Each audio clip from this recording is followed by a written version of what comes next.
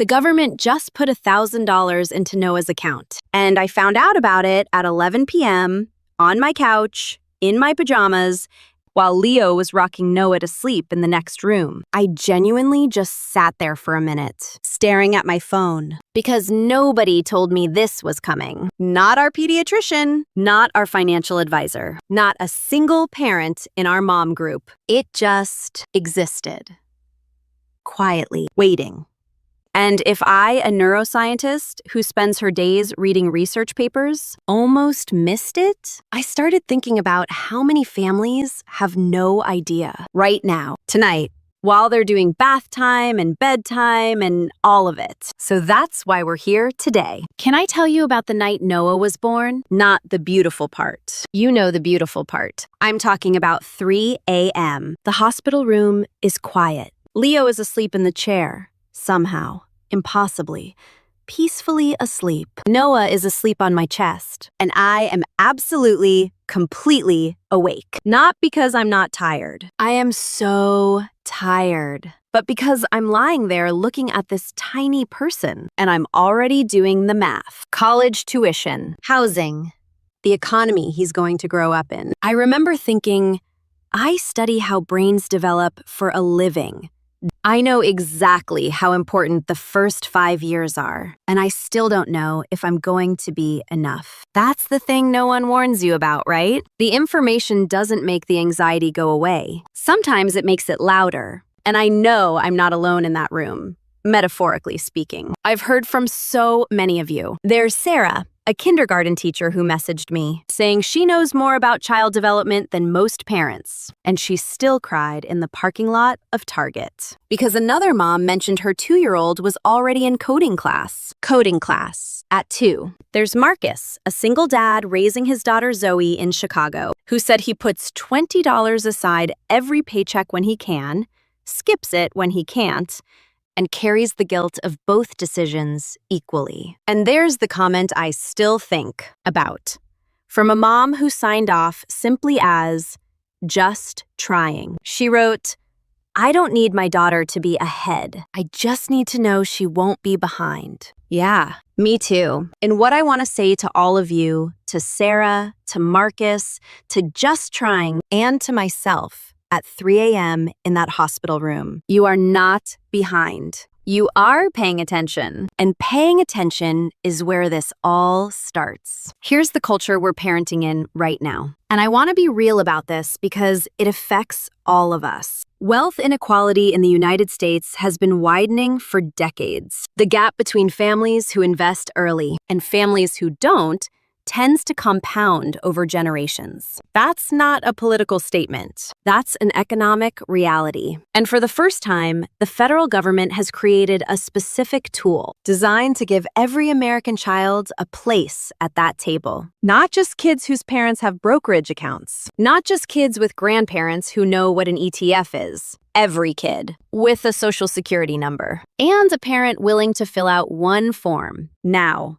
I want to be upfront about something. This program has a politically charged name, and I know that's real. I'm not here to tell you how to feel about that. That's your decision, and yours alone. What I can do is lay out exactly what the account is, how it works, mechanically, and what it means for your child's financial future. Because the numbers, the structure, the investment rules, those exist, independent of how anyone feels about the name on the label. So that's what we're going to do. Just the facts. And you take it from there. Okay, brain time. This is what I love. There's a principle that sits at the core of every wealth-building conversation.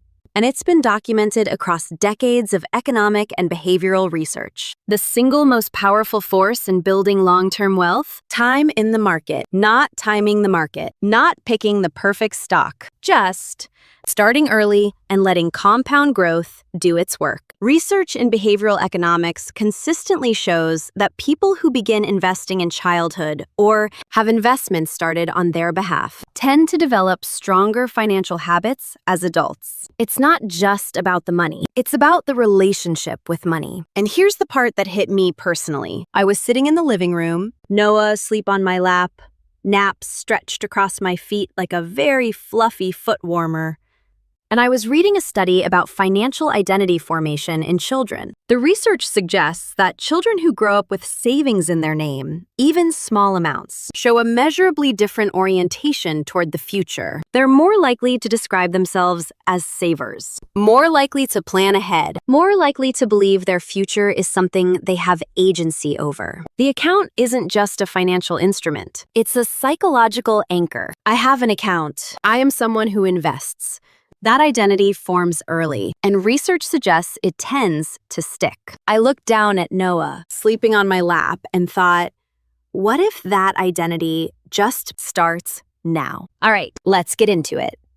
The program is called Trump Accounts. They were created under the One Big, Beautiful Bill Act, signed into law on July 4th, 2025. Here's the plain version. A Trump account is a custodial, tax-deferred investment account opened on behalf of a child under 18. You, the parent or guardian, manage it. Your child owns it. Think of it as a hybrid between a traditional IRA and a 529 plan, but for childhood, not just retirement. Now, the part that makes this genuinely different from anything before. If your child is a U.S. citizen born between January 1st, 2025 and December 31st, 2028, the federal government will make a one-time contribution of $1,000. $1,000 automatically to your child's account. This is called the pilot program's seed contribution. You don't earn it. You don't apply for a grant. You open the account, file one IRS form, and it appears. The account's officially open for contributions on July 4th, 2026. So right now, the action step is filing IRS Form 4547, either with your 2025 tax return or through the online portal at trumpaccounts.gov to register your child. One form, $1,000. When I filed it for Noah, the whole thing took me about 12 minutes. I know because I timed it. Because I'm that person. Okay, I want to be straight with you here, the way I'd be straight with a friend, because there are details that matter, and I'd rather you hear them from me. Beyond the initial government contribution, you can add up to $5,000 per year. That limit adjusts for inflation starting after 2027. If your employer offers a Trump account contribution program, they can contribute up to $2,500 per year for you or your dependent. That counts toward the $5,000 limit. Charities and nonprofits can also contribute to groups of eligible children. In fact, the Michael and Susan Dell Foundation has already pledged to contribute $250 to accounts of children aged 10 and under in certain lower-income zip codes. That's real additional money for families who need it most. Now, the tax structure. Your individual contributions go in after tax. No deduction when you put money in. But the growth is tax deferred. No taxes on gains while your child is under 18. And employer or government contributions go in pre-tax, more efficient still. When your child turns 18, the account converts to a traditional IRA. They can take distributions with taxes or keep it growing. No withdrawals before 18. Period. After 18, qualified uses like higher education or a first home may have favorable treatment under IRA rules. The investments are low-cost index funds and ETFs, predominantly U.S.-based, with an expense cap of 0.10%. That's a built-in guardrail. It basically ensures the money goes into the most well-proven, long-term wealth-building strategy we have. Let me be specific. Because I ran these numbers for our family, and I think it's worth walking through together. Noah was born in 2025. We filed Form 4547. The government will deposit $1,000 into his account. Now, what if we stop there? What if we add nothing else? Life is expensive. We have a dog who eats like a medium-sized horse. We're not always flush, based on historical patterns of U.S. stock market index funds.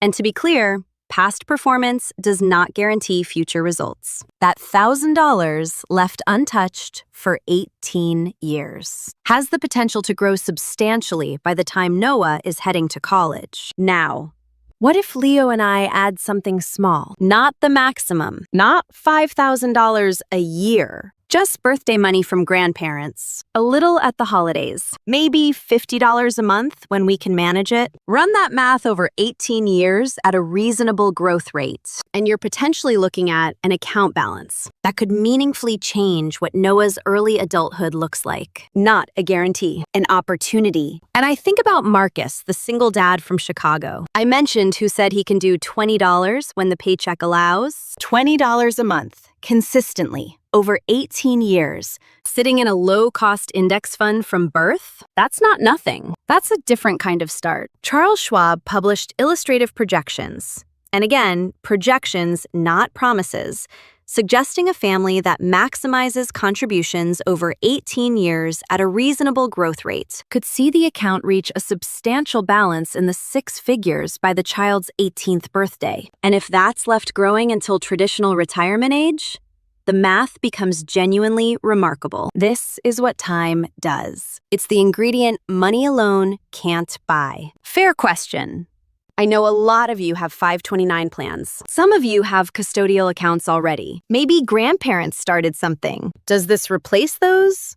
Not necessarily. Here's the honest comparison. 529 plans are excellent for education. State tax deductions in many states. Tax-free growth for qualified education expenses. But if your child doesn't use it for college, options become limited. Penalties may apply. A Trump account converts to a traditional IRA. That means it can serve multiple futures. Education, a first home, retirement, not locked into one path. The downside? No state tax deduction, and no early access. The 18-year lock is firm. For most families, I think the honest answer is use both if you can. They're designed to complement each other, not compete. And crucially, contributions to a Trump account do not count against your annual IRA limits for other accounts. So a teenager with a job, contributing to their own Roth IRA, can still have contributions going into their Trump account simultaneously. That's a genuinely unique feature. It's additive. Leo and I keep Noah's 529 for education specifically. The Trump account is for the bigger picture. His financial identity, his long-term story. Before we get to the playbook, I want to address a few things I hear from parents a lot. The first one, is this too good to be true? Fair question. Here's what makes it legit. The accounts are administered by the U.S. Treasury. IRS Form 4547 is real and already published. Fidelity, Vanguard, and Charles Schwab have all released official guidance treating this as a legitimate new savings vehicle. This isn't a promotion or a gimmick. It's a federal program with IRS oversight. The second question, what if the rules change? Also fair. Any tax law can be revised by future legislation. But historically, changes to established retirement account structures tend to grandfather existing accounts. That's not a guarantee. It's just the pattern we've seen with other tax-advantaged vehicles. And the third one, which I hear most often, I don't have extra money to contribute. Is it even worth opening? Yes. Absolutely yes. The government seed contribution does not require you to add anything. An account with $1,000 sitting in a low-cost index fund for 18 years is better than no account at all. You don't have to be Marcus adding $20 a month, although if you can, great. You don't have to max out at $5,000 a year. You just have to open it. The money is there. It's waiting. One form is all it takes. All right, let's do the thing. Here's exactly what you do. 6 steps. I've done all of them. Step 1. Go to trumpaccounts.gov. Official government site. Familiarize yourself with the basics. Confirm whether your child qualifies for the seed contribution. Step 2. Get your child's social security number ready. Newborns, the process typically starts at the hospital when you complete birth registration paperwork. If you're still waiting, keep the tab open. It's coming. Step 3. File IRS Form 4547. Attach it to your 2025 federal tax return. That's the fastest path. Or use the online portal at trumpaccounts.gov once it opens in mid-2026. 12 minutes. I promise. I timed it. Step 4. Once accounts open for funding on July 4th, 2026, decide how much to add beyond the government contribution. No pressure. The account functions even if you add nothing. But even small, consistent additions over time can meaningfully shift the outcome. Step 5. Talk to a financial advisor about how this fits your full picture. 529 plans, custodial IRAs, estate planning, it all connects. Someone who knows your situation can help you optimize. Step 6. Tell another parent. I mean it. Not in a share this video way, though sure, that too. I mean the parents in your circle who are just trying to do right by their kids. Marcus, doing $20 when he can. Sarah, crying in the Target parking lot, just trying. Whoever you are, this information should reach them. A program designed to give every child a financial head start doesn't work if people don't know it exists. I want to end with something that happened last week. Noah was in his playpen. Naps was doing that thing he does where he sits just outside the playpen and stares at Noah with the energy of a very devoted, slightly confused bodyguard. And I was sitting on the couch, holding my coffee, thinking about this video, about you, about 3 a.m. in the hospital, about the math I was already doing, about all the ways we try to give our kids a fighting chance in a world we can't fully predict or control. And here's what I kept coming back to. The pressure to perfectly optimize your child's financial future before they can hold their own head up, it's a lot. The comparison, the guilt, the constant hum of, am I doing enough? Here's what I want you to hold on to. You invest in your child every single day with your presence, your attention, your showing up. That investment doesn't appear on a balance sheet, but it is the most important one. This account?